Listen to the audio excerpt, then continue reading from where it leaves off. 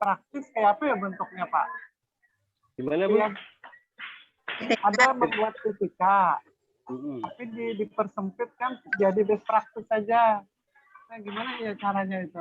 Praktis yang jadi simple, jadi buku itu yang hasil dari PPK-nya itu belum paham dijadikan best practice gitu nah. Iya. Bisa, Bu.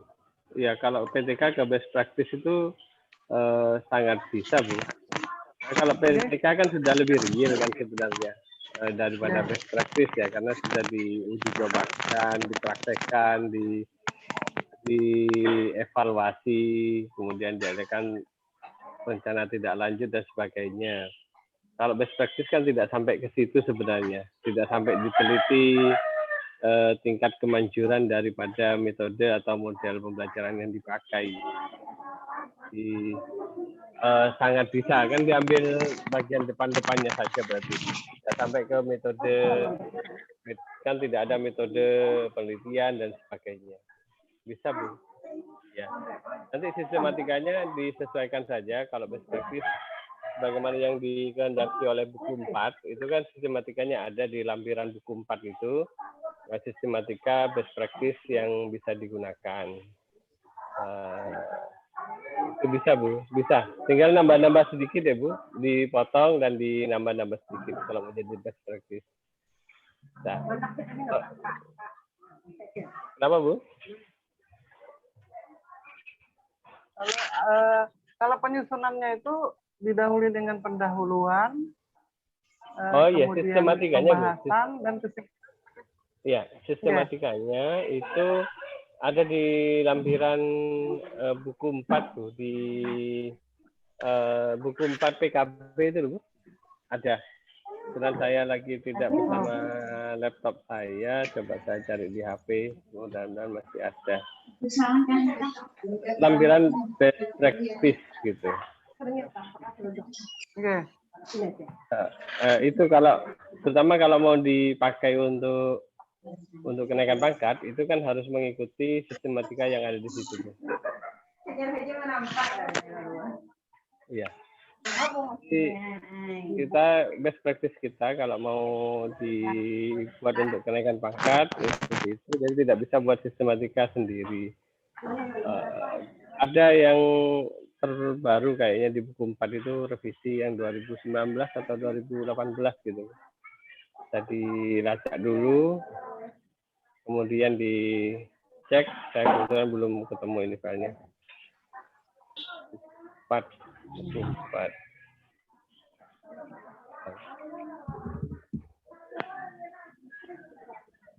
Pada intinya bisa tadi, Bu, ya, kalau PTK mau jadi best practice ya. Oke, terima kasih, Pak. Nanti dicari ya, dulu. Kemudian dapat bukunya. Ya, saya juga cari ini di HP belum ketemu. Filenya terlalu banyak. Nanti kalau kalian ketemu, mudahan bisa mengirimkan, Pak. Siap, Bu. Nanti bisa japri sama-sama. Assalamualaikum warahmatullahi wabarakatuh. Waalaikumsalam warahmatullahi wabarakatuh. Bisa dimulai sekarang, Pak? Gimana? Bisa dimulai sekarang? Monggo. Pesertanya apa sudah? Sudah berapa pesertanya? Sudah peserta.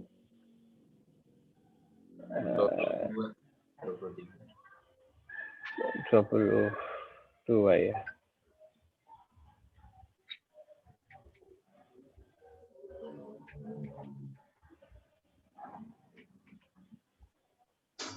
Mulai sekarang atau bagaimana, Pak Suari? Monggo dimulai sekarang, tidak apa-apa. Okay. Khawatir cuaca tidak mendukung ini. Ya, kemarin sempat lampu mati di sini karena cuacanya. Iya, betul. Ya.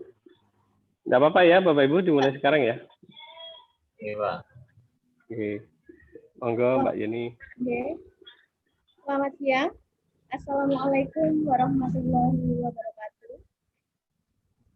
Waalaikumsalam warahmatullahi wabarakatuh.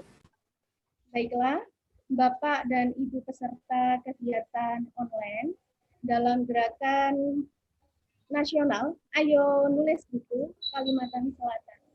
Marilah kita buka pertemuan kita siang ini dengan terlebih dahulu dengan mengucap basmalah bersama. Bismillahirrahmanirrahim. Sebelumnya mohon doa untuk ibunda dari Bapak Dr. Suari yang saat ini sedang dirawat di rumah sakit, sedang menjalani medis dikarenakan sakit, nggih Pak nggih. Ya, Mohon bantuan doanya, lahumul fatihah.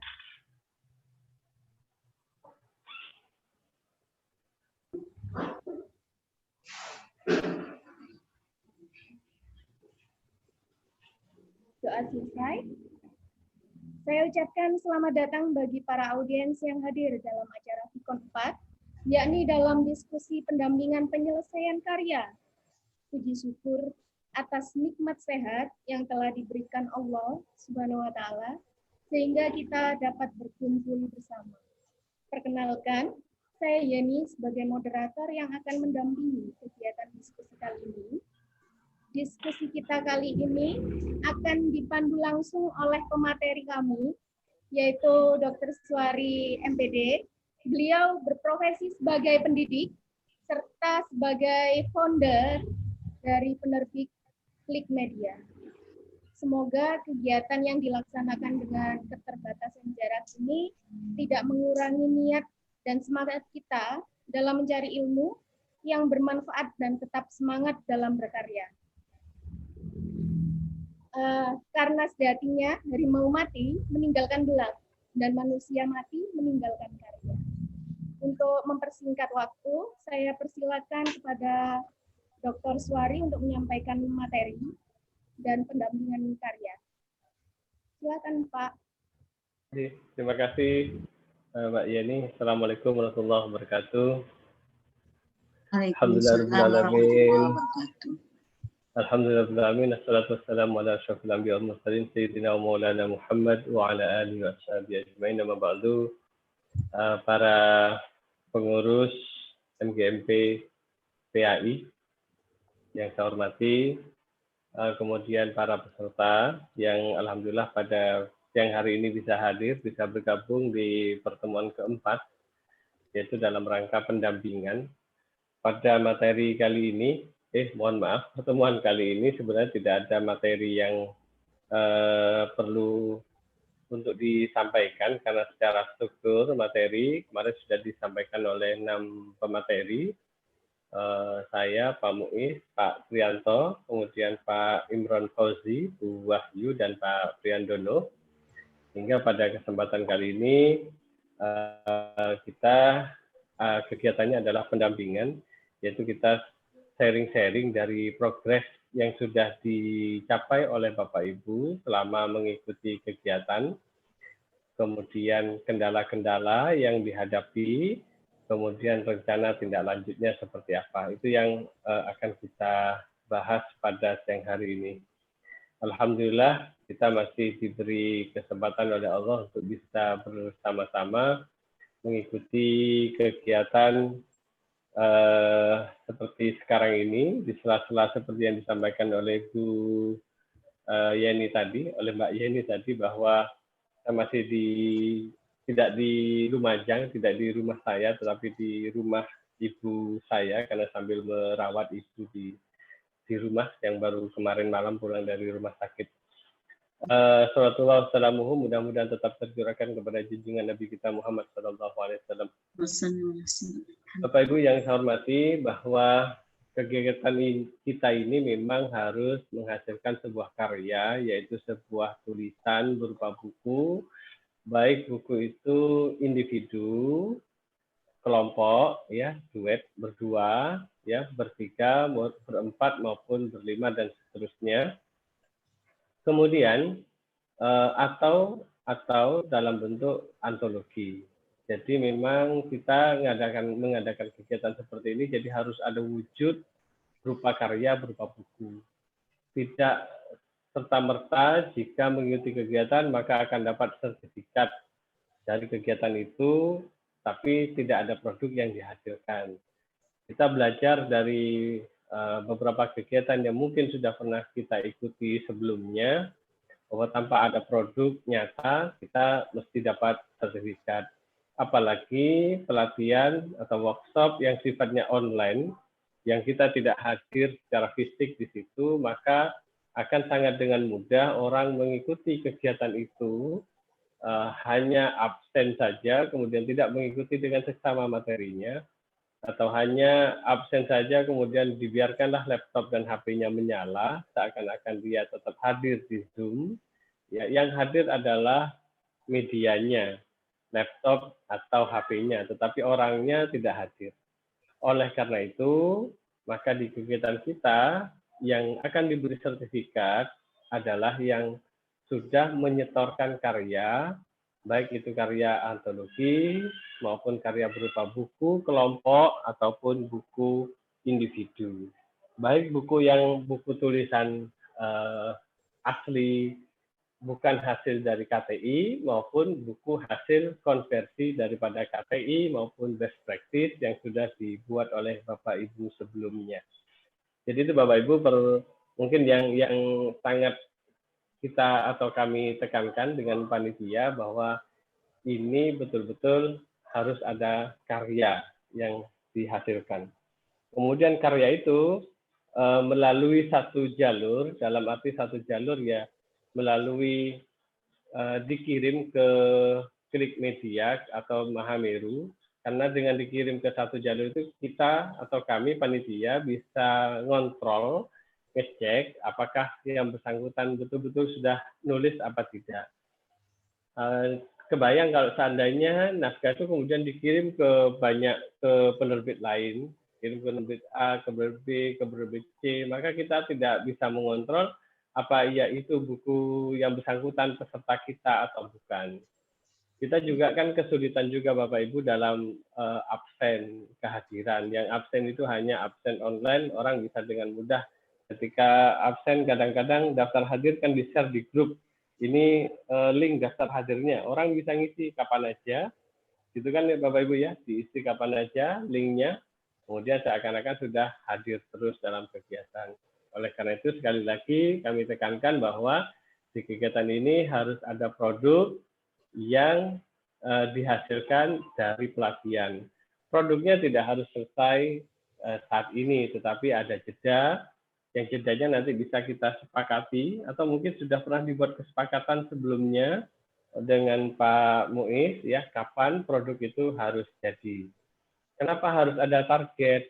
Orang bilang nulis buku itu kadang-kadang seperti orang melahirkan. Dalam arti ketika sudah waktunya lahir, ya pasti lahir. Tapi kalau belum waktunya lahir, maka jangan dipaksa lahir. Pasti akan jadi prematur. Ada orang bilang begitu. Tetapi itu ada benarnya juga. Ya, tetapi juga kadang-kadang kitanya, jadi arti kitanya itu ya kadang-kadang motivasi kita yang perlu didorong sampai ada deadline. Kalau nggak ada deadline, kadang-kadang kita nggak akan sampai ke situ. Seperti yang sudah kita alami ketika kita kuliah dan harus menyelesaikan tugas akhir kuliah, skripsi, tesis, maupun disertasi. Kita biasanya bisa menyelesaikan itu dengan deadline. Jika tidak ada deadline, itu biasanya kita kesulitan untuk memanage waktu kita, sehingga penyelesaian dari produk kita akan sulit terukur. Jadi motivasi intrinsiknya perlu didorong pula oleh motivasi ekstrinsik dari luar berupa deadline yang akan diberikan. Sehingga itu bisa terwujud. Saya yakin kalau keinginan dari Bapak Ibu untuk menghasilkan karya itu sebenarnya sudah ada, ya, salah satu indikator bahwa motivasi itu ada adalah Bapak Ibu mengikuti kegiatan ini. Yang Bapak Ibu sudah tahu temanya adalah tema menulis.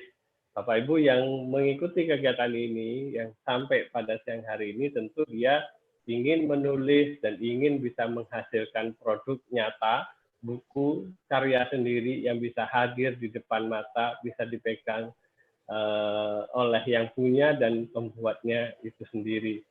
Nah, motivasi itu tentu adalah intrinsik dari dirinya sendiri yang kemudian juga perlu ditambahi atau dikuatkan lagi, ada empowerment di situ dengan di pemberian deadline.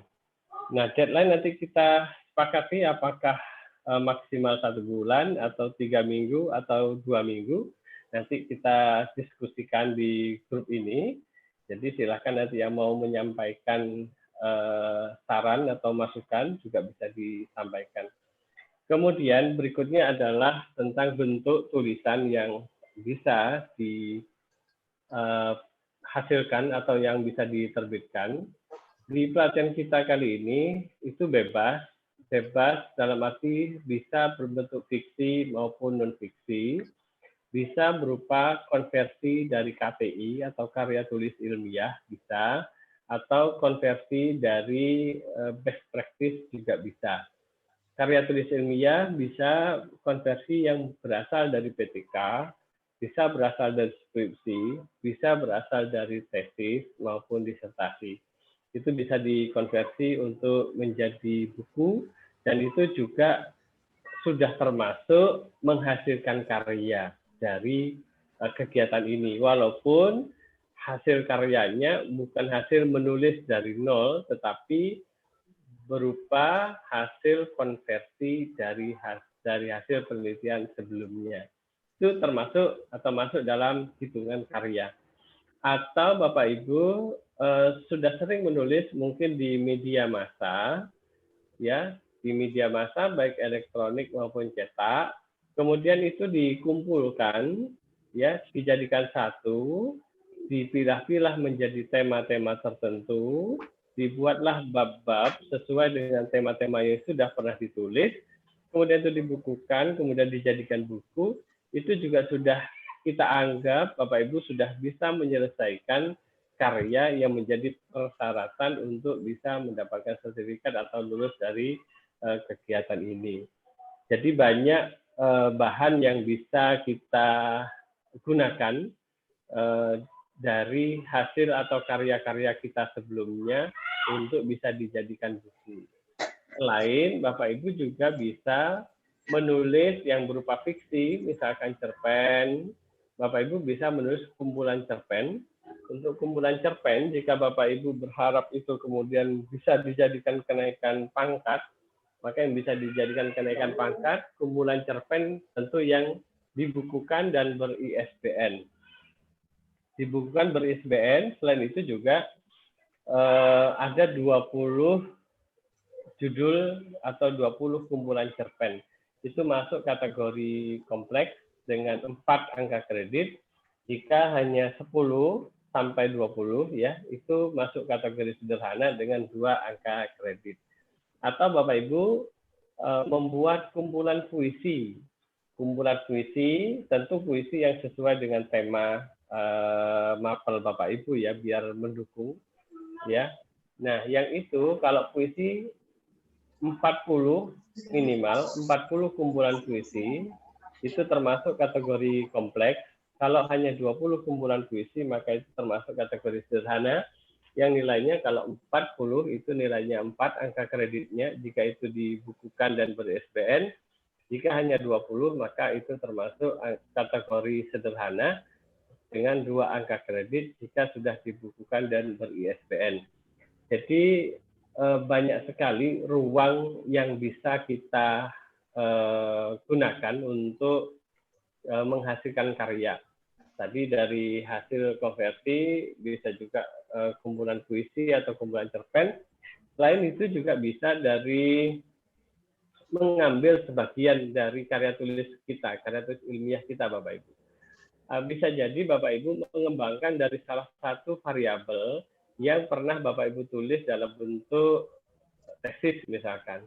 Di tesis Bapak Ibu mungkin pernah membahas tentang kepemimpinan.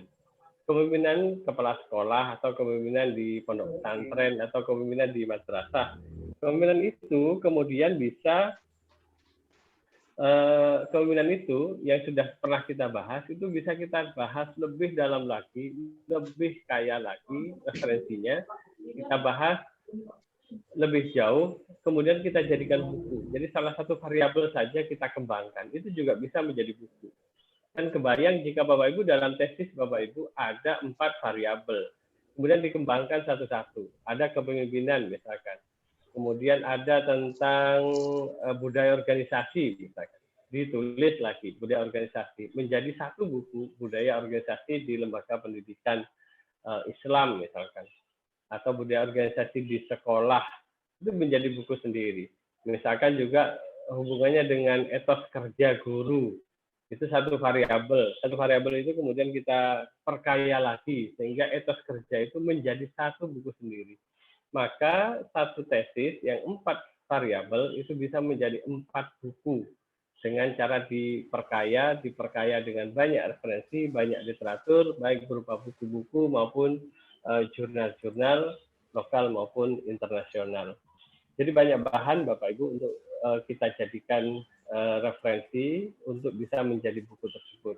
Di samping juga Bapak Ibu juga bisa menulis apa yang selama ini dipraktekkan dalam pembelajaran. Kalau kemarin pesannya kan tulislah apa yang dikuasai atau apa yang disukai. Jadi kalau yang dikuasai Bapak Ibu seperti Bu Kamalia itu sudah menguasai atau menguji cobakan banyak metode atau model pembelajaran. Nah, apa yang sudah dipraktekkan itu kalau dituliskan sangat kaya Bapak Ibu, sangat banyak hal yang bisa kita tulis, kita ceritakan kelebihan, kekurangannya dari praktek yang sudah kita laksanakan dengan model pembelajaran yang sudah kita pilih itu.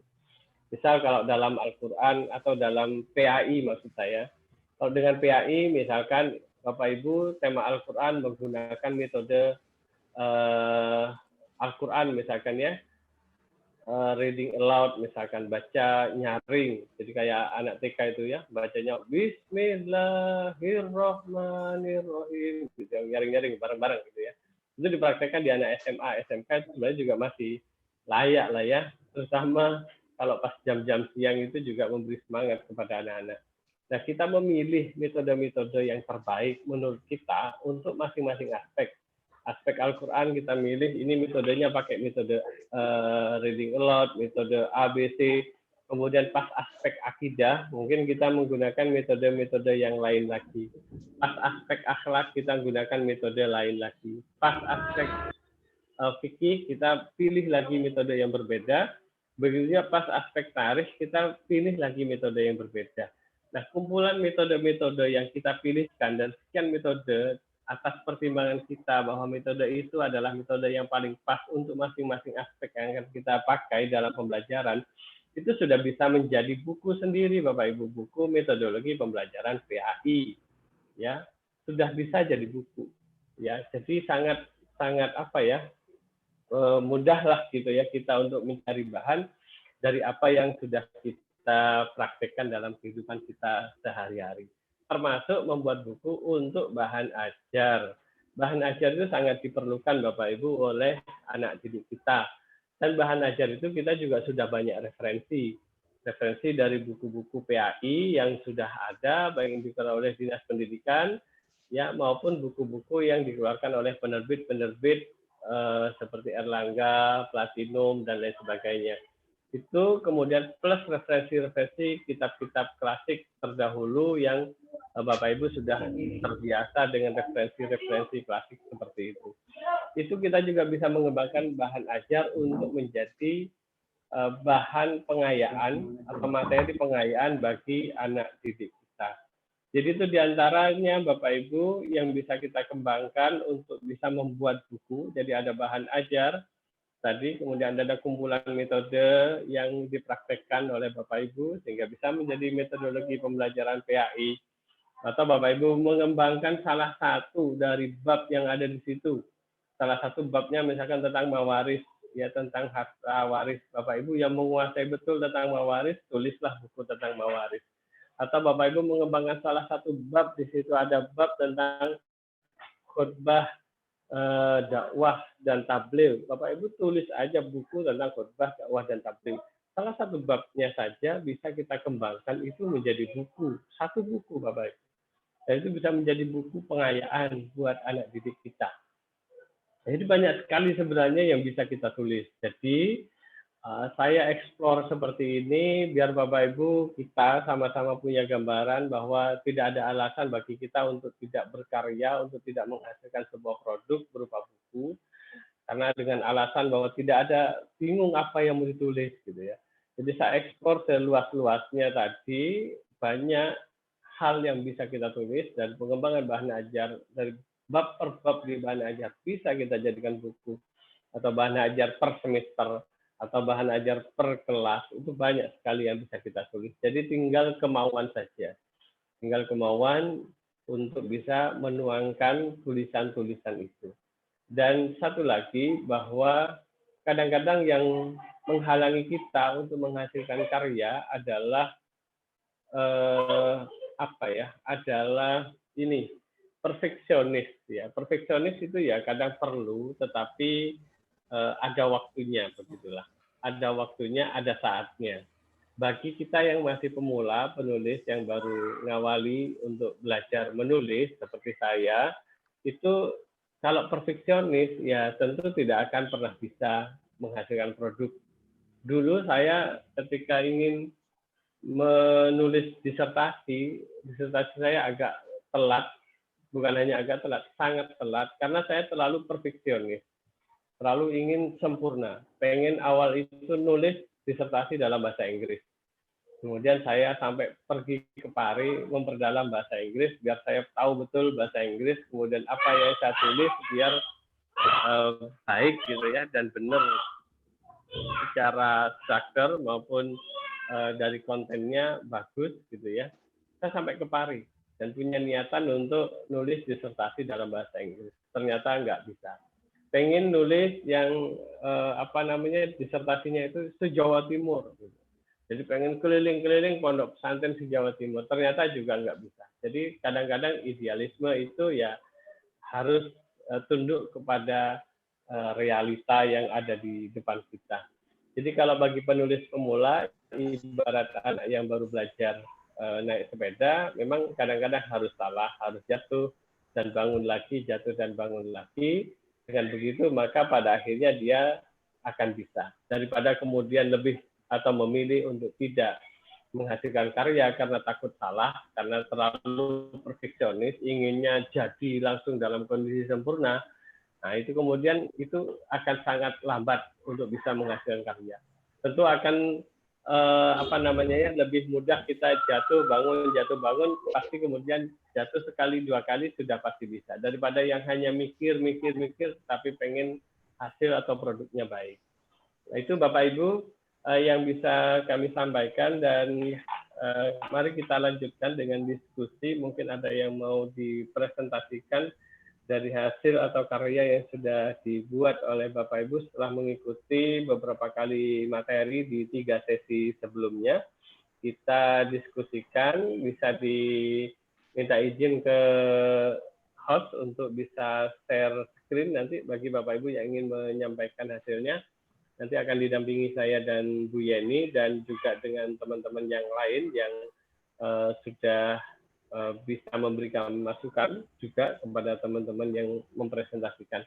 Jadi kita saat ini hanya pendampingan, jadi kita sharing-sharing, kita bincang-bincang santai, jadi tidak ada materi secara spesifik begitu.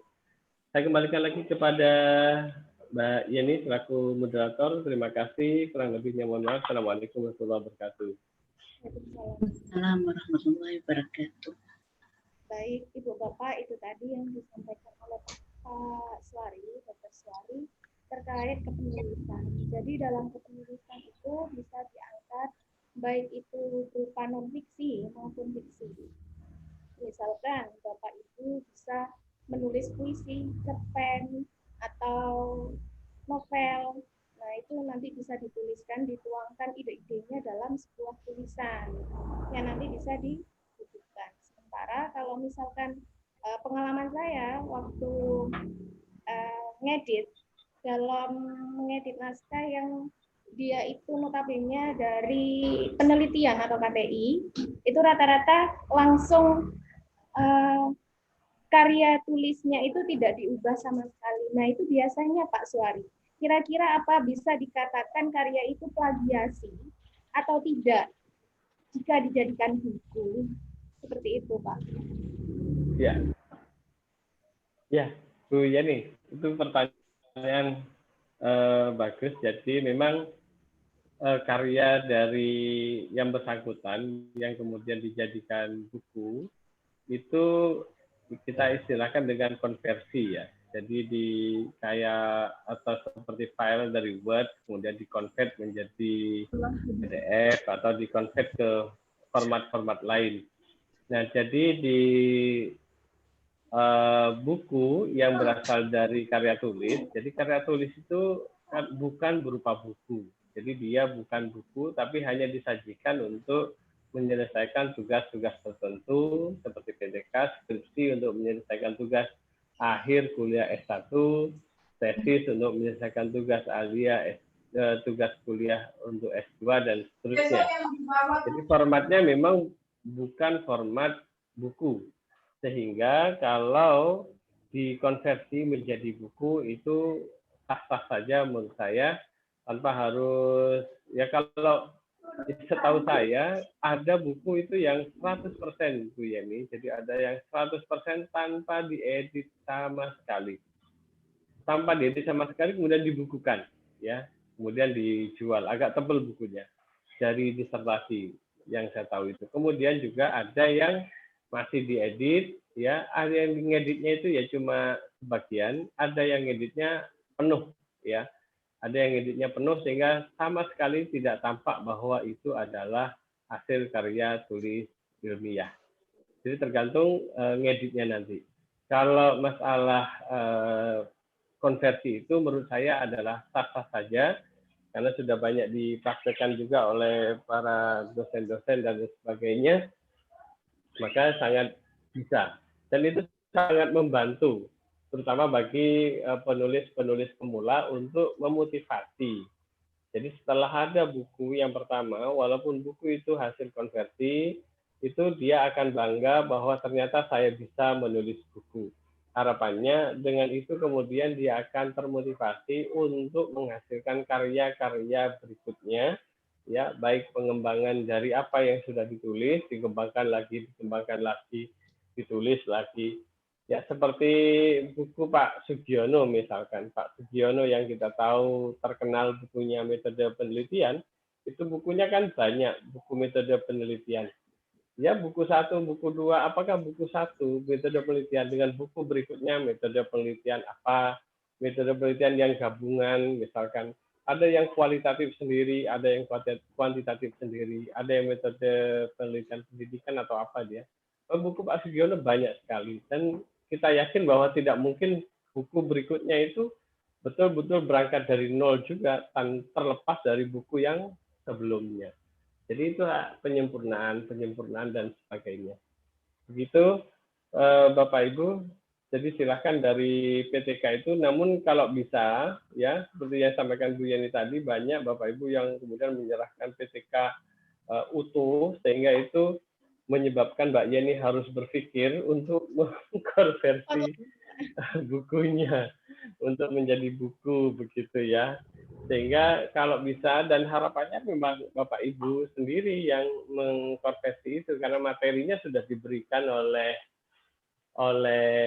Pak Imron Fauzi, Pak Dr. Imron Fauzi, materi bagaimana mengkonversi buku itu KTI menjadi buku. Jadi tinggal mempraktekkan saja apa yang sudah diajarkan oleh Pak Imron Fauzi. Setelah dirasa cukup, baru nanti dikirim ke kami, ke Pak Muiz, ya, naskah bukunya melalui email. Ya, begitu Bapak Ibu. Silakan dilanjut Bu Yeni, barangkali ada yang mau tanya yang lain juga, silakan. Iya, silakan Bapak Ibu. Mungkin ada yang di chat. Di chat ada. Sebentar saya cek dulu. Nggak mungkin. Assalamualaikum Bu Yeni, selaku moderator. Deadline tugas jangan terlalu lama. Kemudian kami berharap ada koreksi yang bisa membangkitkan semangat menulis. Mungkin dengan cara mengembalikan lewat online, tugasnya untuk diperbaiki seperti layaknya konsul skripsi. Terima kasih. Dari Bapak Haji Damiri, SMPN 1 Banjarmasin. Oh, jadi deadline-nya, Pak. Iya. Baik, Pak. Kalau deadline, monggo kita sepakati, mari kita sepakati Bapak Ibu. Deadline-nya itu sekarang tanggal 26 ya, kegiatan kita. Kalau deadline-nya sampai tanggal 15 April, ya, kira-kira bagaimana Bapak Ibu? Sekarang berarti 20 hari ya, 20 hari dari sekarang. Ya, mudah-mudahan bisa. Bisa ya? Mudah-mudahan. Oke, mudah-mudahan bisa. Baik, Pak. Jadi deadline-nya usahakan 15 April sudah mulai dikirim bukunya. Kemudian yang kedua adalah tentang proses revisi, Bapak Ibu. Jadi kalau naskah sudah dikirim ke penerbit, ya, namun begini teknisnya begini maksud saya. Sebelumnya usahakan swasunting yang sudah disampaikan oleh Pak Priandono itu sudah dilakukan oleh Bapak Ibu. Swasunting itu kita membaca ulang. Kalau tadi kan ada materi yang disampaikan oleh teman-teman pemateri. Yang pertama ketika nulis aja, nggak usah noleh ke belakang, maju aja gitu. Nggak usah noleh ke belakang. Terus tulis. Baru setelah terus tulis kita mengadakan swasunting. Kita mengadakan pengeditan sendiri, mungkin ada yang salah ketik, mungkin ada yang kurang nyambung paragraf satu dan paragraf berikutnya, atau mungkin malah kalimat pertama dengan kalimat setelahnya kurang nyambung, atau mungkin diksi ada yang kurang pas. Itu kita upayakan ada swasunting seperti itu. Walaupun itu masih sangat terbuka peluang untuk terjadinya kekurangan karena keterbatasan kita sendiri dalam hal penulisan atau pengalaman dalam hal penulisan. Nah, setelah dirasa cukup, setelah diadakan swasunting, kemudian dikirim ke penerbit. Kalau dikirim ke penerbit, biasanya kami diproses terlebih dahulu dengan diproses diedit, kemudian di layout. Setelah di layout akan dikembalikan kepada penulis. Nah, ketika dikembalikan kepada penulis, dicek oleh penulis, jika sudah dirasa pas, tidak ada perubahan, maka itu baru kemudian kita proses lebih lanjut ke proses percetakan. Jadi kalau proses dikembalikan untuk diperbaiki, itu membutuhkan proses yang lebih panjang, Bapak. Jadi itu belum bisa kita layani proses seperti itu. Tapi kalau proses langsung kita perbaiki, misalkan ada typo, kesalahan kecil, mekanis, itu langsung kita eksekusi, kita perbaiki. Ya, kalau misalkan yang kurang nyambung atau kurang apa, itu nanti juga kadang-kadang bisa didiskusikan kalau itu parah ya, parah dalam arti seandainya editor itu mau menjadikan itu buku kemudian dilanjutkan, editor perlu mikir gimana ini ya, kok nggak nyambung banget gitu. Itu bisa jadi itu disampaikan kepada penulis untuk direvisi. Nah, harapannya juga buku yang sudah di naskah mentah itu yang mau dikirim itu sudah dalam kondisi lengkap, Bapak. Jadi dalam kondisi lengkap artinya tidak ada susulan berikutnya setelah buku itu diproses. Jadi khawatirnya saya begini, dan ini beberapa kali terjadi, dan kita berupaya mengingatkan kembali kepada para penulis untuk tidak terjadi lagi. Ketika buku sudah di layout, sudah selesai di layout, sudah final, sudah diedit, kemudian penulis menyampaikan ada revisi di bukunya, ada tambahan beberapa bab, ya. Maka bagian layouter itu kerjanya hampir bisa dikatakan hampir mulai dari awal lagi, karena harus nata lagi. Yang tambahannya malah di bab-bab awal, Pak. 4 bab di awal, ada tambahan naskah baru. Wah, itu juga bikin pusing gitu ya.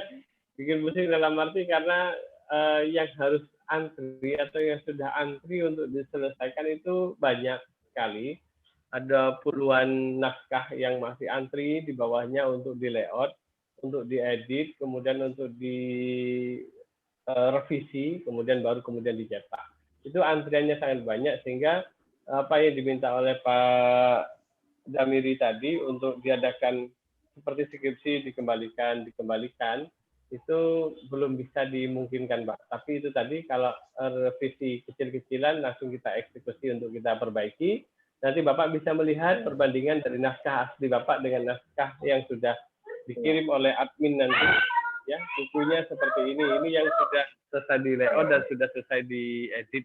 Nanti Bapak Ibu bisa bandingkan. Seperti itu, Pak. Ya, saya kembalikan ya, mungkin ke Pak itu Yeni. ya maksud kita. Ya, Bapak. Ya. Siapa? Tetap kita kembalikan, Pak. Ya. Bu Yeni mohon mau bertanya, Bu Yeni. Iya, mohon Raisen, Pak. Ya, silakan. Kepada Pak Suwari, pertama saya mohon maaf karena ini masih berada di perjalanan, tapi kami sebisa mungkin tetap mengikuti kegiatan ini. Kemudian ada yang perlu kami sampaikan berkaitan tentang deadline penulisan, Pak.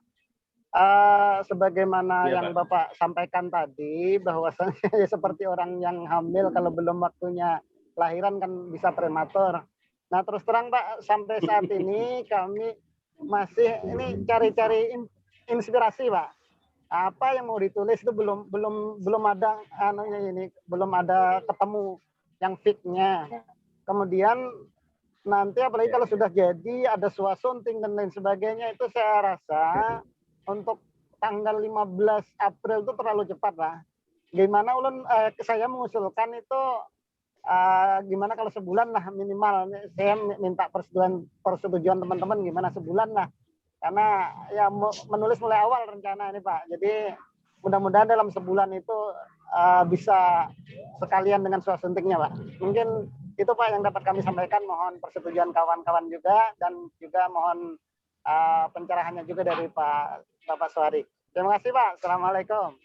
Waalaikumsalam warahmatullahi wabarakatuh. Ya, Bapak. Jadi ini kasusnya kalau masih belum menemukan ide, itu berarti ya, Mbak Yeni ya, langsung saya jawab dulu ya, saya komen. Iya, Pak. Ya. Kalau belum masih mendapatkan ide, itu berarti masih belum terjadi pembuahan gitu ya. Jadi belum hamil. Masih berupa embrio. Belum terjadi pembuahan. Jadi itu kalau belum terjadi pembuahan, itu kalau ditunggu itu kan kapan gitu bisa melahirkannya, kan tambah nggak jelas, pembuahannya aja belum terjadi. Jadi memang, Pak, jadi proses untuk ide itu memang harus dipepet ya. Kadang-kadang itu kita bisa karena kepepet, Pak. Ya. Karena kadang-kadang kita bisa karena kepepet. Jadi oke lah kalau misalkan tadi diusulkan untuk 1 bulan, ya saya butuh persetujuan dari teman-teman, karena tadi saya menyampaikan tanggal 15 April itu karena ada yang usul supaya deadline tidak terlalu lama. Karena terlalu lamanya deadline itu kadang-kadang membuyarkan konsep yang sudah kita punya. Masih lama, akhirnya ditunda-tunda, kemudian apa yang sudah kita rencanakan itu bisa jadi buyar lagi. Namun sebenarnya di teori sudah disampaikan oleh Pak Muiz bagaimana kita membuat outline, ya, yang mana dengan outline itu kita tidak sampai buyar pikiran kita atau ide kita karena hal-hal yang lain. Jadi ada min plusnya untuk deadline itu, terlalu lama atau terlalu sebentar. Kita sepakati Bapak Ibu, monggo mungkin ada yang lain yang usul. Tadi ada yang usul supaya tidak terlalu lama. Kemudian saya menyampaikan bagaimana tanggal 15 April. Kemudian ada yang usul supaya jangan terlalu mepet. Ya, berarti dia butuh 1 bulan. Iya, 30 April kah? Kenapa, Pak? 30 April kah, Pak? 30 April. Lebih sebulan Gitu ya. Hari ini kan tanggal 26. Sekarang tanggal 26. Itu 1 bulan lebih kalau 30 April ya. 35 hari. Ya 1 bulan lah, Pak. 1 bulan ya. Khusus untuk Pak Edi. Pak Edi. 1 bulan Bapak ya. Kalau 1 Ya. bulan berarti tanggal 25 April begitu ya. Ya, 1 bulan, Pak Ai. Untuk Pak Haji Damiri tanggal 15. Untuk Pak Edi tanggal 30. Aus 1H, aus 1H. Iya, iya. Artinya antara tanggal 15 sampai tanggal 30 itu harus ada yang sudah masuk. Ya. Dari tanggal 15 Betul. sampai tanggal 30. Ya. Jadi ya maksimalnya tanggal 30 apa 25 Bu? Kalau 1 bulan 25 ya, 26 hari ini kan. Gimana Pak Edi? Iya, Tanggal hari ini 26 ya? 26 kan? 25 aja Pak Gimana Edi ya. 26. 25 ya. Kita ambil tengah-tengah ya. Nah, 25. jempol sudah Pak Edi. Nah. Oke. Selanjutnya ada Mbak, lanjut ya Pak ya. silakan. Ini ada pertanyaan Pak. Assalamualaikum Mbak Yeni. Kemarin sudah menulis outline. Selanjutnya apa yang harus disiapkan? Terima kasih. Seperti itu Pak. Jadi Baik. biasanya outline. Kerangka. Ya.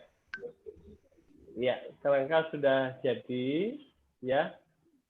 Kemudian apa yang selanjutnya dilakukan itu bisa diawali dari mencari bahan sebanyak-banyaknya baik secara online maupun offline.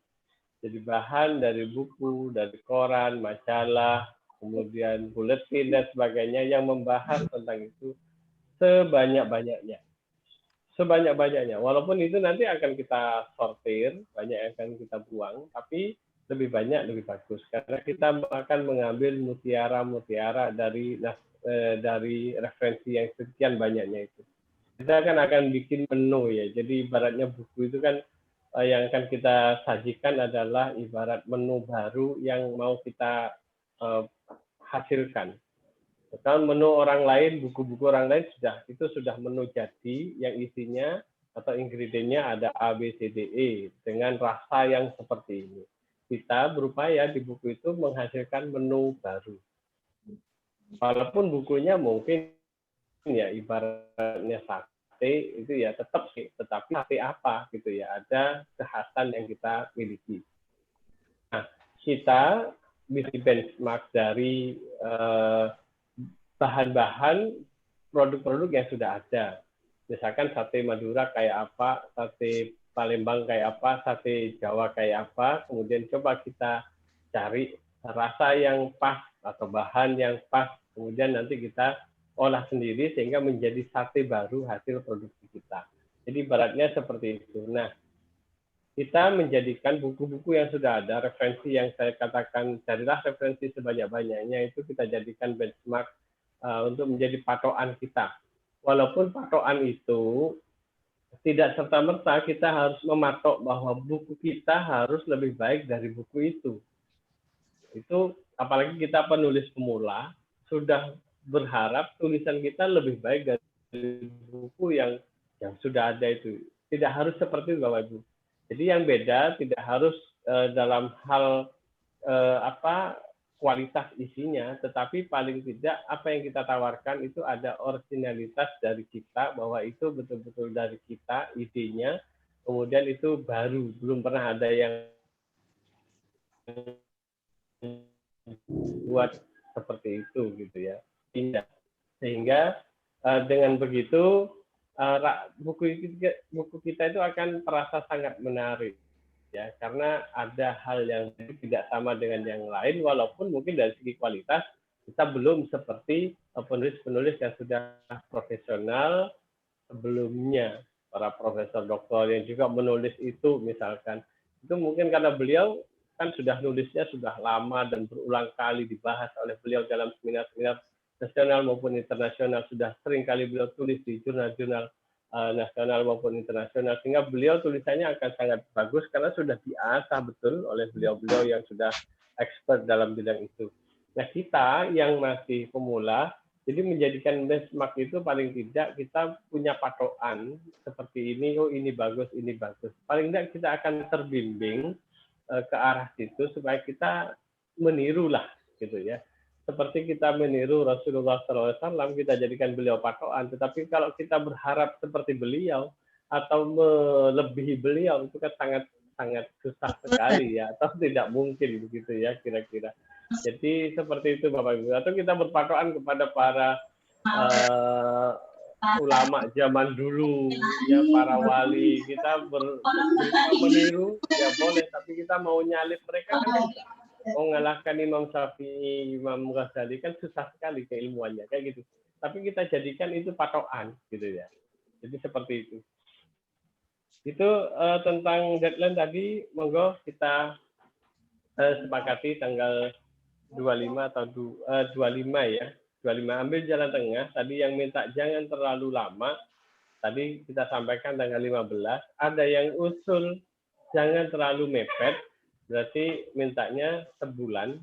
Ya. Nah, kita sepakati sebulan dari itu berarti tanggal 25. Begitu ya Bapak Ibu ya. 25 April ya. Ya Pak. Oke. Silakan ada pertanyaan lain mungkin Mbak Yeni tadi yang di chat. Iya, di chat. Sebentar. Izin bertanya, berapa minimal jumlah halaman bukunya, Pak? Oke. Kemarin Bapak Ibu apa sudah diberi template ya? Artinya template itu file yang sudah terformat dalam bentuk A5, karena kita biasanya bukunya itu A5, kecuali buku yang sulit untuk ditata di A5, maka kita jadikan dalam ukuran yang lebih besar, bisa jadi A4. Ya. Nah, kalau di template itu, ya di buku A5, buku jika ingin ketebalannya cukup, itu paling tidak 100-an halaman Bapak Ibu. Itu ketebalannya cukup, sudah artinya kalau ada judul di punggung buku itu sudah sangat mudah terbaca, sudah bisa agak besar tulisannya yang ada di punggung bukunya. Jika buku bisa berisi 100 halaman. Namun jika halamannya 60 atau 70 ya tidak ada masalah sebenarnya Bapak Ibu. Cuma punggung bukunya akan mengecil karena tipis ya. Karena tipis bukunya. Nanti kami di bagian penerbitan akan berusaha juga mengkondisikan jika naskah Bapak Ibu yang yang banyak sekali, biar tidak terlalu banyak, mungkin spasinya kita jadikan satu spasi. Kemudian atau mungkin ada naskah yang sangat sedikit, ya, supaya tidak terkesan sedikit banget, mungkin spasinya kita tambahi lebih besar jaraknya. Jadi kita juga akan membantu mengkondisikan buku itu tetap bagus, tetap hasilnya baik, ya, walaupun dengan beberapa keterbatasan tadi kita upayakan dengan layout itu tetap bisa baik hasilnya. Begitu. Jadi minimal tadi ya 100 itu sudah baik. Namun 100 itu kan dalam ukuran A5, spasinya juga masih bisa ditata, diatur, dikondisikan, bisa 1 spasi, bisa 1,5 spasi, atau 1,3, 1,2, tergantung kepada isi yang ada di situ nanti. Begitu. Begitu Bu Yani, mungkin ada yang lain, silakan. Ya, silakan.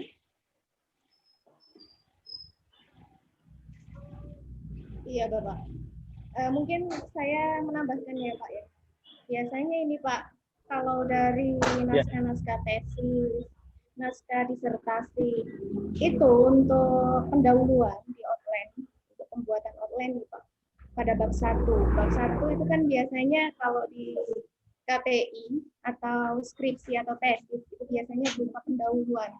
Untuk subbab-subbabnya, itu biasanya kan isinya mulai ada permasalahan, tujuan, kegunaan penelitian. Nah, ini saya rasa kalau ketika dia dijadikan sebuah buku untuk yang namanya kegunaan penelitian, penegasan istilah itu tidak perlu. Kita itu harus mengkonversi yang mana pembahasan inti dari buku yang akan kita angkat. Seperti itu mungkin Pak.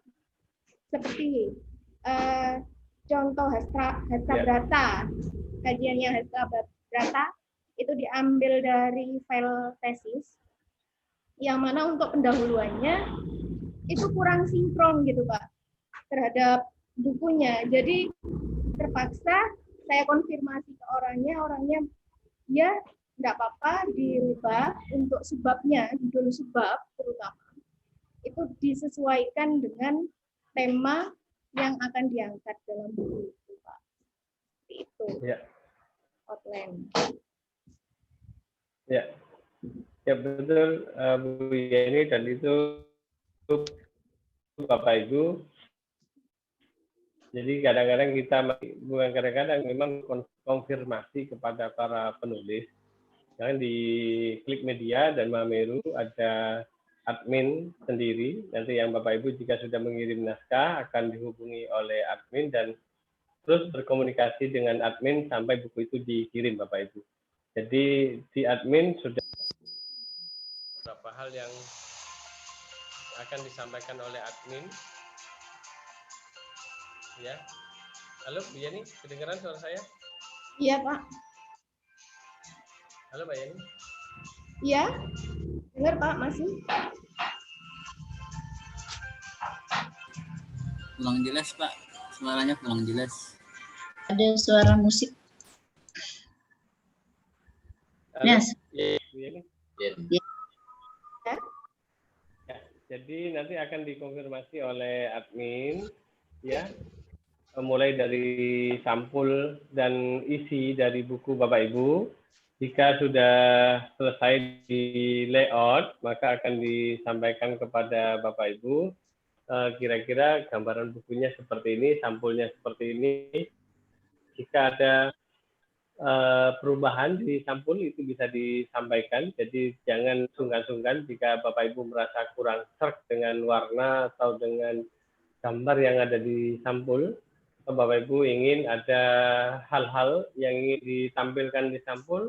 Kalau seperti itu mohon kami dikirimi terlebih dahulu, jadi jangan ketika sampul itu sudah, usahakan untuk tidak sampul setelah jadi kemudian baru disampaikan, saya pengen sampulnya ada gambar ini, ada gambar ini. Itu kalau bisa disampaikan di awal Bapak Ibu, permohonan atau request dari Bapak Ibu jika ada hal-hal yang perlu ditampilkan di sampul, misalkan foto lokasi tertentu atau ada foto kegiatan tertentu yang dilaksanakan atau diikuti oleh Bapak Ibu ingin ditampilkan di sampul. Harapan kami itu disampaikan di awal sehingga desainer cover itu sudah bisa mengkondisikan dengan permintaan Bapak Ibu sehingga tidak terjadi dua kali pembuatan sampul. Beberapa kali ada yang kurang konfirmasi sehingga begitu sampul jadi kirim ternyata diedit. Editnya minta ada foto ini dan banyak sekali begitu. Nah, belajar dari itu sangat kami harapkan Bapak Ibu untuk mengkonfirmasi terlebih dahulu jika memang ada request untuk menampilkan gambar-gambar tertentu untuk ditampilkan di sampul begitu.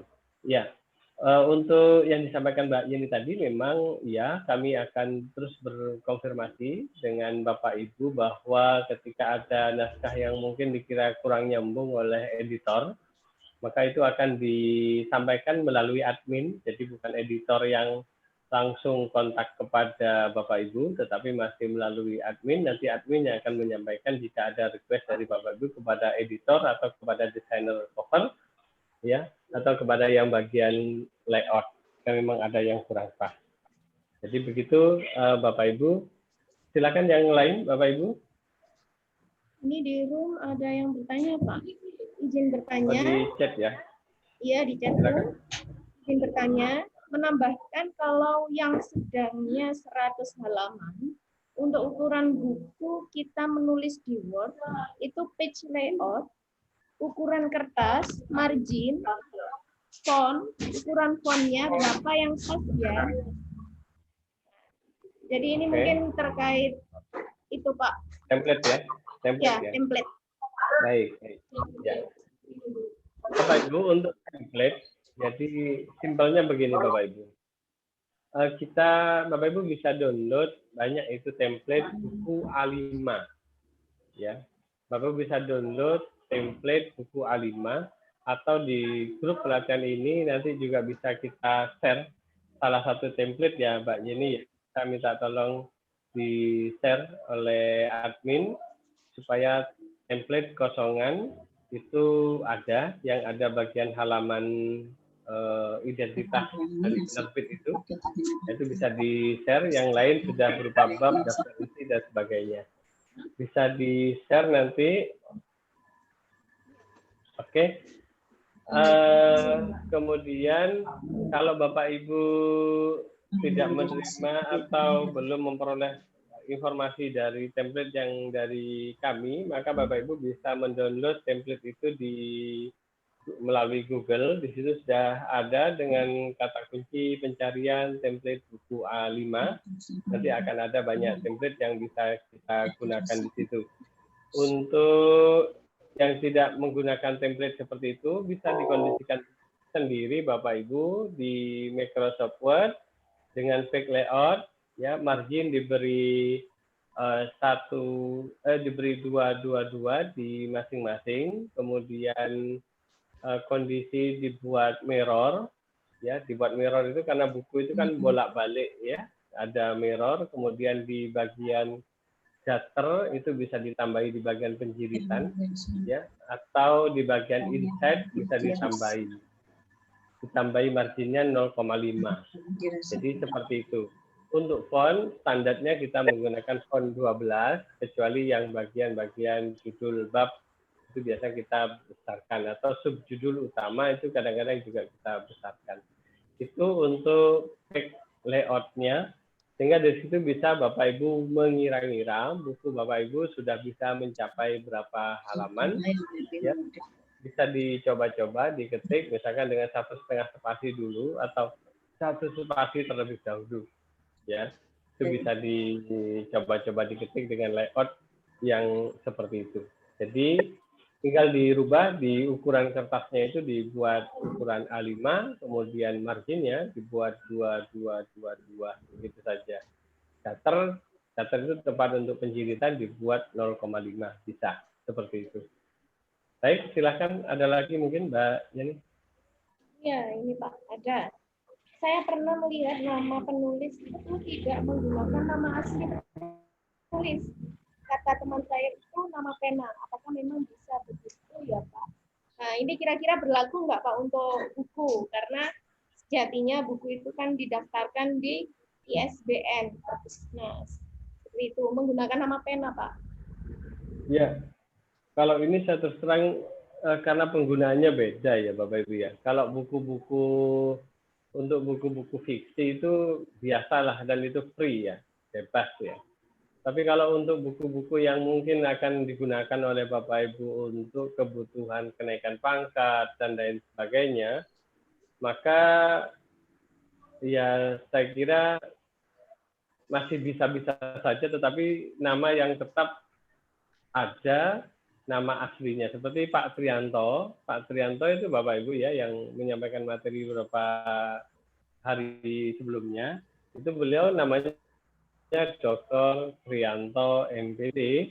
Itu di bukunya ada tambahan lagi Trianto atau Bani atau apa begitu ya. Jadi ada tambahan-tambahan seperti itu.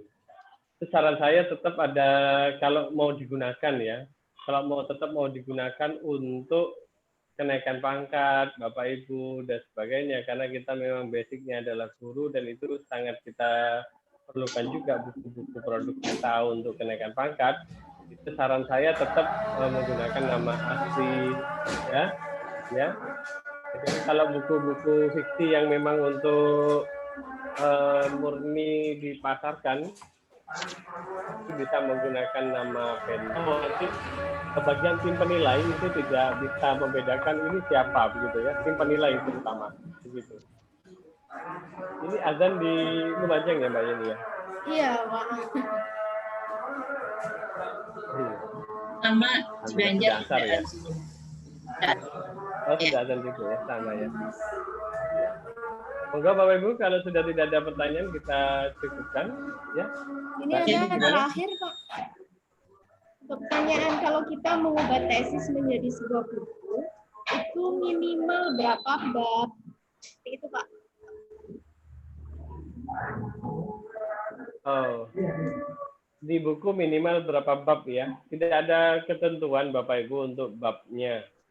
2 bab. Tapi yang pasti kalau hanya 1 bab itu kan namanya bukan bab ya. Bab 1 nggak ada bab 2-nya. Jadi ya minimal namanya minimal ya minimal 2 bab lah, kita ada bab 1 dan bab 2. Babnya terserah Bapak Ibu. Jadi kalau memang babnya itu bab-bab yang pokok-pokok minimal 2 bab itu saja. Ya, itu Mbak Yeni. Iya. Jadi sepertinya bisa Pak dibagi ke apa? Misalkan terlalu banyak teori yang digunakan, bisa dibagi ke bab-bab yang lain. Ya, bisa dipisah-pisah, bisa di-split lagi menjadi bab-bab lain, tapi tergantung kepada babnya. Jika dia tidak bisa dikeluarkan, maka dia tetap harus dikurung di bab itu. Ya.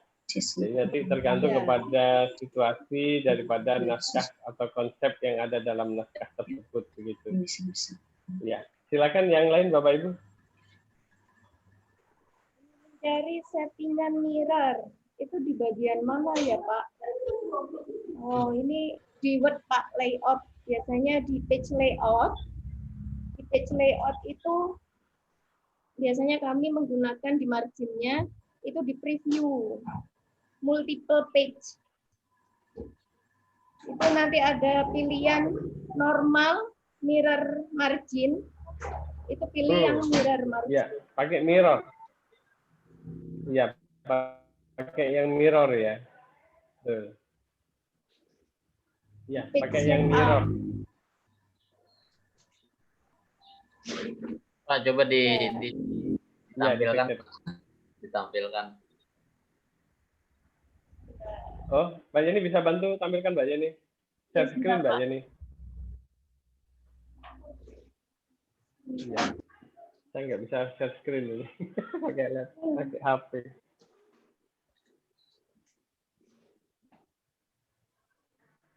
Bentuk hurufnya apa Pak? Bentuk hurufnya? Untuk bentuk huruf biasanya kami menggunakan Cambria Pak.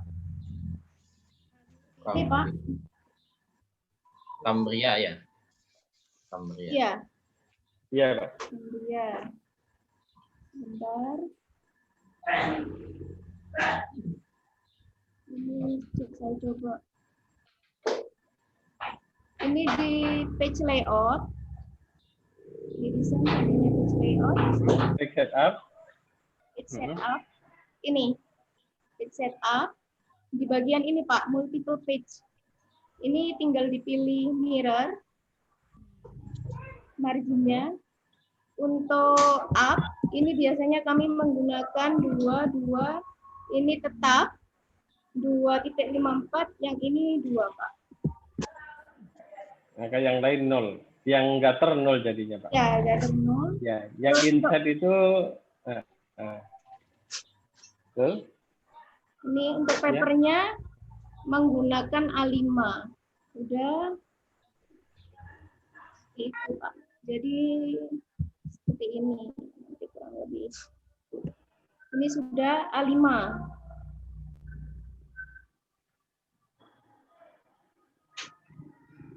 Begitu Pak Miss Raisa. Oke, pas. Oke, terima kasih. Oke, sama-sama Pak Misran. Siap.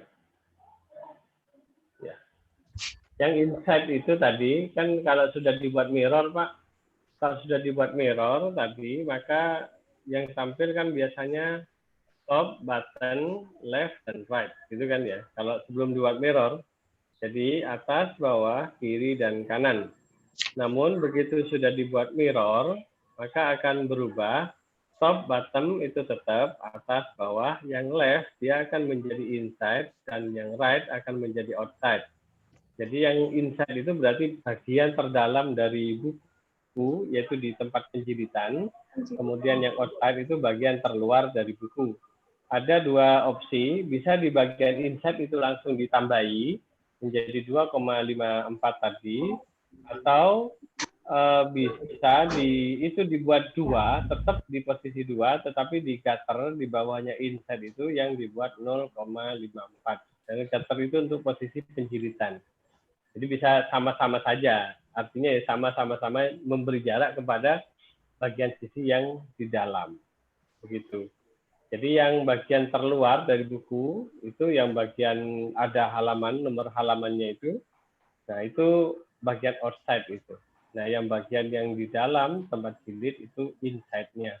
Dengan dibuat mirror, maka akan bolak-balik dengan pas gitu, Pak. Silakan yang lain. Ya, ada untuk masalah biaya.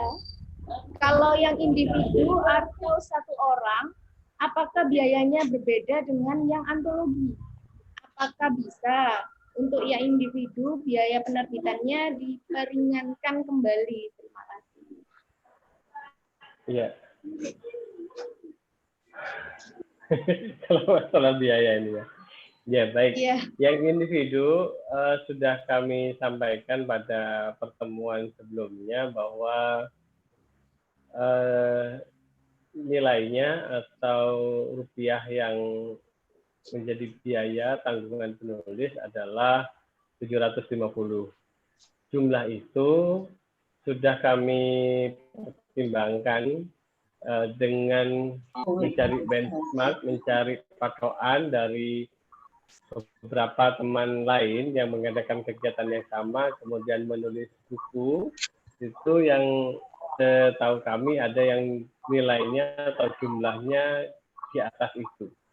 Bapak Ibu yang ikut kegiatan kan akan mendapatkan paling tidak kalau menulis individu, ya dengan menulis individu akan mendapatkan 4 poin di angka kredit jika Bapak Ibu PNS dan ingin diajukan kenaikan pangkat. 1 angka kredit bisa diperoleh insya Allah dari kegiatan ini, kegiatan pelatihan sendiri yang 30 jam lebih. Kemudian 3 angka diperoleh dari buku yang ditulis secara individu. Jadi akan ada 4 angka kredit. Kegiatan-kegiatan seperti ini memang kami harapkan untuk bisa memudahkan teman-teman yang ingin naik pangkat itu supaya bisa dengan mudah untuk naik pangkat. Jadi naik pangkat 4 tahun sekali itu akan terasa sangat mudah sekali. Bisa dibayangkan dengan mengikuti kegiatan seperti ini setahun sekali aja coba. Setahun sekali menghasilkan karya, setahun sekali menghasilkan karya, maka dalam setahun itu ya 4 angka kredit. Tahun berikutnya 4 angka kredit, tahun berikutnya 4 angka kredit. 4 tahun itu sudah 4 sudah 16. Jadi sudah 16 4 tahun untuk yang wajib pengembangan diri itu sudah ada 4. Ditambah yang karya inovatif atau publikasi ilmiahnya itu ada 12 angka kredit. Ini sangat membantu sekali bagi Bapak Ibu. Jadi memang yang kegiatan ini nilainya 750 yang harus dibayarkan. Untuk penerbitan buku berikutnya, seperti Bu Kamalia, Pak Misran yang sudah pernah menerbitkan buku, maka penerbitan berikutnya Rp500.000. Jadi bukan lagi 750 rupiah. Walaupun harga ini masih kami pertimbangkan lagi ya Bapak Ibu. Jadi mohon maaf kalau minta pengurangan kami belum bisa memberikan diskon atau pengurangan karena di cost yang harus kami keluarkan itu ternyata harus terus bertambah. Misalkan dari cost percetakan di situ ada kenaikan kertas kemarin yang tadinya kertas itu harganya tidak sampai 300.000 per rem plano, 1 rem plano yang ukuran 65 kali 90-an itu ya, yang bisa menjadi, kalau dipotong bisa menjadi 8 rem A4. Itu kertas yang kami gunakan ya bukan kertas HVS seperti biasa ya. Bu Kamalia sudah terima bukunya ya Bu ya? Sudah Bu ya? Iya, kertasnya kan bukan kertas biasa kan Bu ya? Bagus. Ya, kertasnya bukan kertas biasa ya Bapak Ibu yang sudah pernah menerbitkan. Jadi kertasnya itu kertas khusus, mudah-mudahan selalu ada kertas itu karena enak, kita juga menggunakannya enak di bagian cetak. Tapi nyarinya kertas itu juga kita kesulitan ya, harus ke Surabaya belinya, kemudian harus ke gudang di Surabaya. Belinya juga harus dalam ukuran yang besar itu, ya. bukan yang besar. Kami karena kendaraan yang belum punya kendaraan operasional seperti mobil box gitu ya, sehingga kami kalau beli yang maksimal cuma 10 rem plano itu, kemudian kalau dipotong itu menjadi sekitar 80 rem A4. Itu harga kertas kemarin naik hampir 50.000. Kemudian juga ini kami juga ada kewajiban tambahan yang insya Allah akan dibebankan kepada penerbit, yaitu harus memberi atau mengirimkan arsip cetak atau terbit buku ke perpustakaan kabupaten. Ini baru tadi pagi kami diundang oleh Perpusda Kabupaten yang meminta atau mewajibkan kepada kami pihak penerbit setiap kali menerbitkan buku, perpustakaan kabupaten juga minta arsipnya 1 eksemplar buku. Kemarin saya sampaikan bahwa arsip itu hanya di Perpusnas 2, kemudian perpustakaan provinsi 1. Kali ini akan ada tambahan buat penerbit untuk memberi 1 eksemplar kepada perpustakaan kabupaten. Jadi atas pertimbangan itu sekali lagi kami mohon maaf belum bisa memberikan potongan harga, dan potongan akan secara otomatis berkurang jika Bapak Ibu sudah atau akan menerbitkan buku yang kedua. Jadi kalau sudah buku yang pertama, kemudian akan menerbitkan buku yang kedua, maka di buku yang kedua hanya Rp500.000. Begitu Bapak Ibu. Ya. Ini ada Pak bertanya berapa banyak buku yang diterbitkan, dan kalau mau menambah cetak atau penggandaan mungkin Pak maksudnya. Berapa biayanya Pak? Biaya penggandaan. Baik Bapak Ibu, untuk harga yang 750.000 itu kami sudah dengan 6 bukti cetak Bapak Ibu. Ya, 6 bukti cetak itu yang 4 harus kami kirimkan ke perpustakaan provinsi, perpustakaan kabupaten tadi yang minta 1, kemudian perpustakaan nasional 2. Kemudian 2 sisanya kami kirimkan ke penulis. Jika penulis ingin tambah cetak, karena penulis butuh 10, maka penulis hanya membutuhkan penambahan 8 eksemplar. 8 eksemplar jika buku hanya berisi 100 halaman isinya, maka 100 halaman itu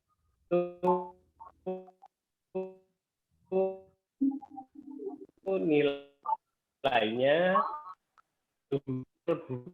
menambah 100 halaman, maka tinggal dikali ingin menambah berapa tadi 8, maka tinggal dikalikan 8 kali 20.000, sehingga nambahnya hanya nambah 160.000. Ya, Bapak Ibu akan mendapatkan 10 eksemplar buku. Jika akan menambah lagi, maka ya tinggal nilai itu 20.000. Setelah dikirim, Bapak Ibu sudah menerima 10 eksemplar misalkan. Kemudian ketika dijual, buku itu langsung habis, laku, kemudian mau pesan lagi, Bapak Ibu tinggal WA ke admin, tinggal transfer, saya mau cetak lagi 50 eksemplar. Maka nilai yang ditransferkan adalah ya 50 kali 20.000 itu tadi. Iya. Ya, hanya itu. Plus ongkos kirim. Iya. Ya, ongkos kirimnya nanti bisa COD juga bisa Bapak Ibu. Ya. Ya. Sekitar 20 ribuan aja satu. Iya. Monggo. Ini untuk yang lain tanya Pak. Boleh tanya Pak, saya masih penasaran. Ya Ibu. Yang maksudnya diserahkan ke perpustakaan provinsi dan kabupaten itu maksudnya di provinsi penerbit ya Pak? Gitu. Iya. Baik. Bukan di daerah penulis kan? Ya, betul. Nah, berarti jadi, kan ya. Kami di daerah ini bisa menyerahkan buku kita ya ke provinsi atau kabupaten, perpustakaan yang ada di provinsi Kalimantan Selatan misalnya, atau kabupaten tempat saya tinggal. Iya, ya Bu. Jadi menurut undang-undang itu, Undang-Undang Nomor 13 Tahun 2018 itu diwajibkan mengirim ke perpustakaan daerah domisili penerbit, Ibu. Iya. Jadi karena penerbitnya ada di Jawa Timur, maka kami harus mengirimkannya ke perpustakaan Jawa Timur, termasuk yang perpustakaan kabupaten. Kabupaten tahu, dan kemarin juga di Jawa Timur sempat diadakan pemberian anugerah atau penghargaan kepada penerbit yang rajin memberikan arsip mengirimkan arsip ya dicetak itu kepada perpustakaan daerah Jawa Timur. Kemarin diundang, kami juga diundang karena kami termasuk yang masih junior ya, penerbit indie yang masih junior, jadi kami hanya jadi pemirsa, jadi penonton, penyemarak kegiatan itu. Teman-teman kami penerbit yang sudah senior yang menerima penghargaan itu termasuk kampus-kampus katanya, kampus-kampus seperti UM, Universitas Negeri Malang, Universitas Brawijaya, penerbitannya itu kan sama Bapak Ibu, meskipun itu penerbitan kampus, ya namanya penerbitan, ya dia tetap kena kewajiban untuk mengirimkan bukti cetak itu ke perpustakaan daerah Jawa Timur. Itu kampus-kampus negeri loh Bapak Ibu, Brawijaya, UM, itu juga menerima penghargaan kemarin.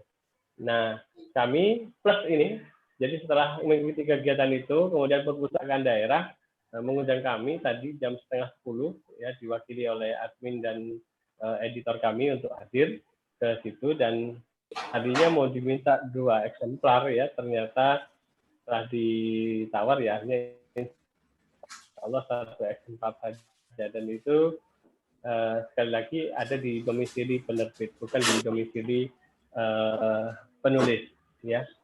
Jika penulis ingin memberi juga, ya tinggal menambah biaya cetak itu saja. Begitu, Ibu. Ya, silakan Mbak Yeni dilanjut. Ya, sepertinya sudah terjawab untuk pertanyaan dari Galaxy. Oh, enggak ada Pak, enggak ada namanya, anonim. Dari sudah terjawab, ya. Ya, mungkin seperti itu Pak. Bagaimana? Ada yang lain? Apa? Oh, sebentar, ini terakhir. Mau tanya, kalau menulis ayat Al-Quran berapa spasi, Pak? Tuh. Baik, Pak. Kalau ayat Al-Quran itu satu, fontnya itu biasanya di kami, itu fontnya lebih besar, Pak. Jadi bukan font 12, karena font 12, kalau dibuat font 12 itu akan kecil fontnya, ya. Kemudian jenis hurufnya itu kalau di kami nanti minta tolong diingatkan teman-teman Mbak Yeni menggunakan font atau jenis huruf yang resmi dari LPMQ, Lembaga Pengembangan Mushaf Al-Quran, ya. Fontnya itu ada font ISEC namanya ya, LPMQ, itu sudah resmi dari Kementerian Agama, dan fontnya itu insya Allah juga lebih baik daripada Al-Quran Inuit seperti biasa. Jadi Al-Quran Inuit seperti biasa itu kan kadang di alif lam ketika ada al, itu ada yang seperti dhammah, itu ada hiasan yang seperti dhammah. Nah itu tidak ada kalau yang di LPMC itu tidak ada seperti itu. Nah itu kemudian fontnya biasanya kita ganti dengan font itu, kemudian spasinya spasi 1 saja Pak, ya tidak usah spasi 2, ya termasuk artinya itu dibuat 1 spasi saja tidak apa-apa, gitu, ya. Jadi fontnya juga dibesarkan Pak, lebih besar. Dan upayakan kalau mengirim Arab ayat seperti itu, agar ayat Al-Quran itu diupayakan sudah dalam kondisi berbentuk gambar, bukan ayat yang hasil langsung dari Al-Quran Inuit. Karena kalau dari Al-Quran Inuit kemudian dibuka oleh kami, maka jadinya kotak-kotak, ya, akan menjadi simbol, tidak akan dibaca.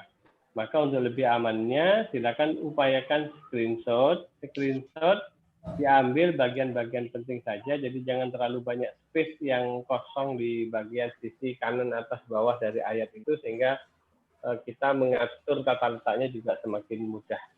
Begitu Mbak Yeni, silakan. Itu ada yang tanya lagi Mbak Yeni, silakan. Ini bertanya, transfer ke rekening mana? Iya, di chat Pak. Ke rekening saya nanti. Rekening saya juga Nah, boleh. itu bukan Abu Malia. Muiz. Nanti ulun share di grup. Nanti biar Iya. Pak Muiz Nanti atau untuk Pak rekeningnya Suwari. bukan Malia sudah tahu ya. Bisa Ada. di-share. Boleh di-share ya, Pak?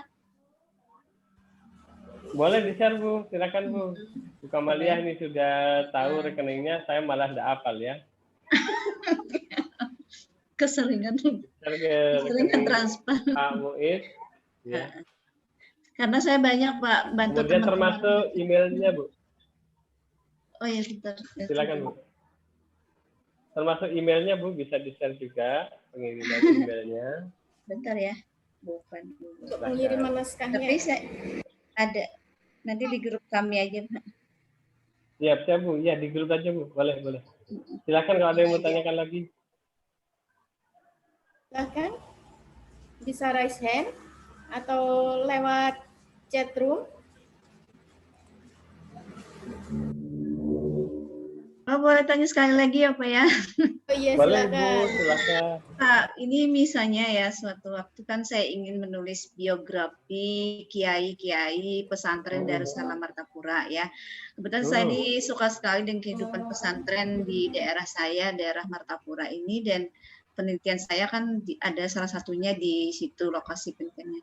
Kira-kira ada apa ya? Ada semacam bimbingan tidak Pak? Bagaimana membuat buku yang buku tentang biografi para kiai pimpinan pondok pesantren.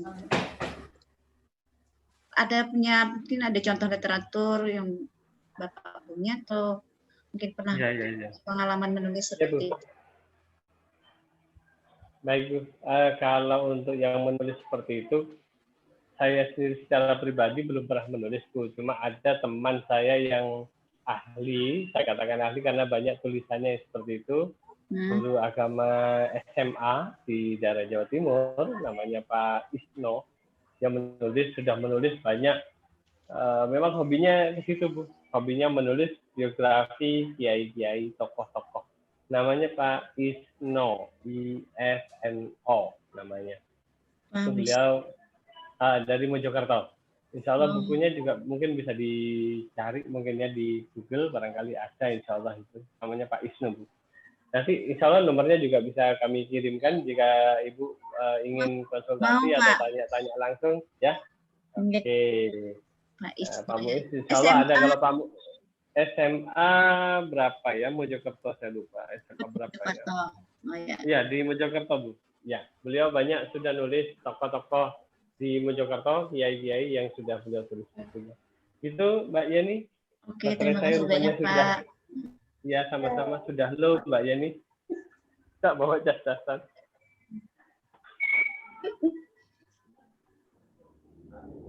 Nah ini Pak, Bu Yeni di laptop saya paper size A5 tidak ada, bagaimana? Ya mungkin nanti dari Pak Suwari atau Pak Muiz bisa mengirimkan lewat Pak.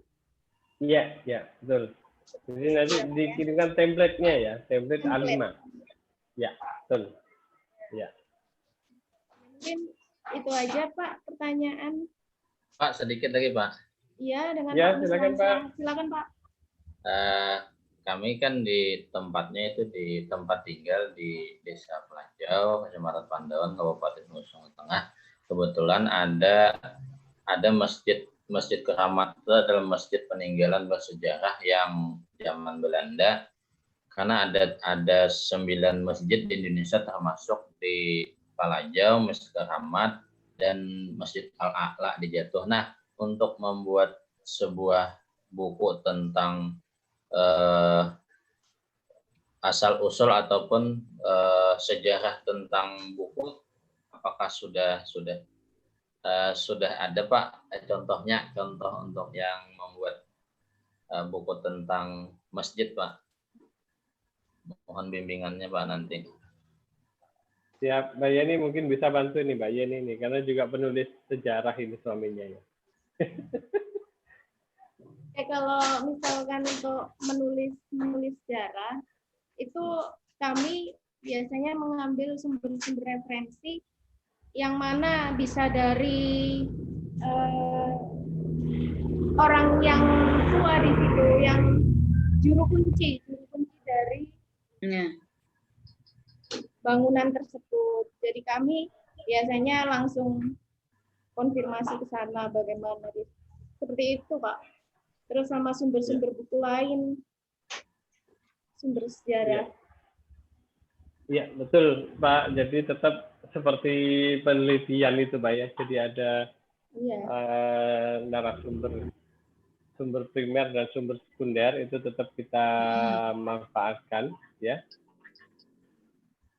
Tetap kita jadikan rujukan utama, karena itu kan apalagi buku itu mungkin baru pertama kali buku itu akan diterbitkan, buku yang membahas tentang masjid, sehingga memang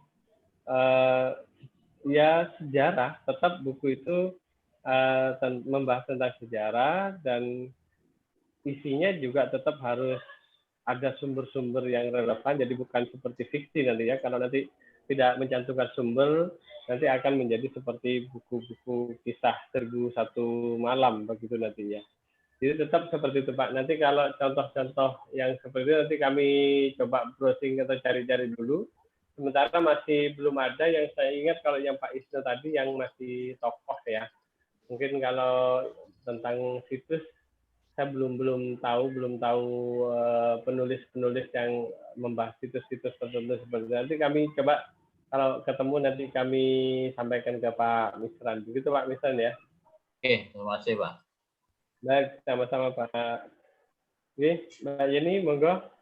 Iya, sebenarnya untuk referensi sejarah itu banyak banget Pak buku-bukunya, terutama kalau yang di Jawa Timur kan memang banyak peninggalan ya Pak ya. Biasanya saya mengutip dari buku milik itu Pak Agus Nyoto, Bapak Agus Nyoto. Itu membahas tentang sejarah juga. Yeah. Terus kalau misalnya terkait dengan sejarah Islam, itu saya biasanya mengambil dari bukunya Bapak Buya Hamka, Profesor Buya Hamka. Jadi ada tinjauan referensi perbandingan gitu Pak. Iya, ya betul Pak. Jadi tetap seperti itu. Namun kadang-kadang ada situs-situs yang belum pernah ada yang menulis. Ya itu yang dibutuhkan informasi dari sumber-sumber primer, yang juga sumber itu perlu dibandingkan atau perlu ditelusuri juga. Jadi tidak cukup hanya satu sumber saja, tapi juga harus dikuatkan oleh narasumber-narasumber yang lain, sehingga itu semakin valid Pak. Sehingga tulisan kita itu akan seperti karya tulis ilmiah dengan penelitian kualitatif Pak. Jadi mencari data-data ke bawah. Begitu Pak. Ya. Jadi biar tetap orisinal dan apa ya, asli gitu Pak hasilnya, bukan seperti di karang-karang gitu Pak. Ya. Begitu Mbak. Ya. Saya izin ya. Kalau sudah tidak ada Mbak Yeni, saya izin live dulu karena kebetulan tidak bawa charger, tadi sudah mau almarhum. Tapi saya. Iya. Ganti Pak. Ya saya rasa sudah ya. Bapak Ibu, saya tutup untuk kegiatan ini. Terima kasih kepada Dr. Suharyan PD yang telah membagikan ilmu dan mendampingi kami sebagai peserta dalam penyelesaian karya pada acara hari ini. Rasa terima kasih juga saya sampaikan kepada para audiens yang hadir, utamanya atas partisipasi aktif selama diskusi berlangsung. Maka yang dapat saya simpulkan dalam kegiatan ini, ikatlah ilmu dengan menuliskannya. Karena ilmu yang ditulis akan tetap tersimpan di atas keterbatasan daya ingat kita sebagai manusia. Guru, jangan segan beradaptasi dengan kebaruan. Guru hebat bisa menciptakan beberapa karya bermutu. Ia tinggal menunggu waktu melahirkan generasi pencipta yang akan mengharumkan Indonesia dengan karya. Kita tutup diskusi kita hari ini dengan ucapan syukur. Semoga Indonesia tetap maju. Salam Indonesia berkarya. Salam literasi. Salam literasi. Ya, Pak, kita foto ya sama Mbak Yeni. Siap. Mbak Yeni, Iya, ada Ibu. kenalnya. Salam literasi kita dulu semuanya. Mbak Yeni nanti dikirim ya close closing statement tadi bagus sekali itu. Iya. Sudah apa, Miss?